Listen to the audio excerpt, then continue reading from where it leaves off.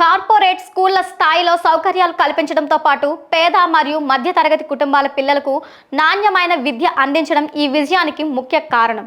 వనపర్తి జిల్లా కేంద్రంలోని జిల్లా పరిషత్ బాలిక ఉన్నత పాఠశాలలు ఇందుకు చక్కటి ఉదాహరణ.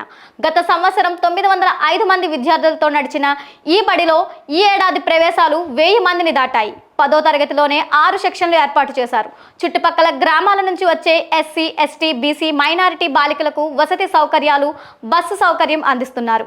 డిజిటల్ తరగతులతో పాటు హస్తకళలు, కరాటీ, యోగా, చిత్రలేఖనం, కూచిపూడి నృత్యం వంటి అదనపు నైపుణ్యాలు నేర్పిస్తున్నారు. ఇలాంటి సౌకర్యాలు చూసి తల్లిదండ్రులు ఆసక్తి చూపుతున్నారు.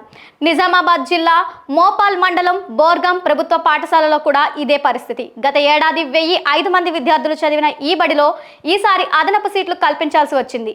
మార్చి నెలలోనే 400 మంది తల్లిదండ్రుల పేర్లు నమోదు చేయించుకున్నారు.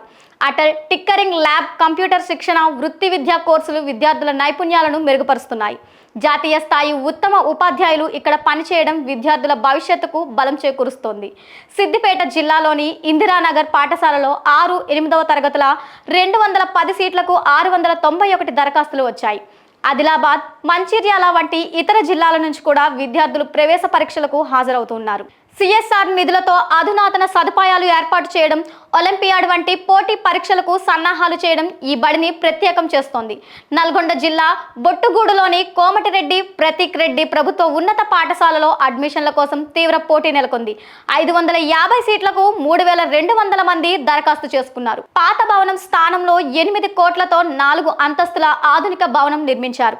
ఇక్కడ వాల్డర్ఫ్ విద్యా విధానం అనుసరించి ఆలోచన శక్తి, సృజనాత్మకతను ప్రోత్సహిస్తున్నారు.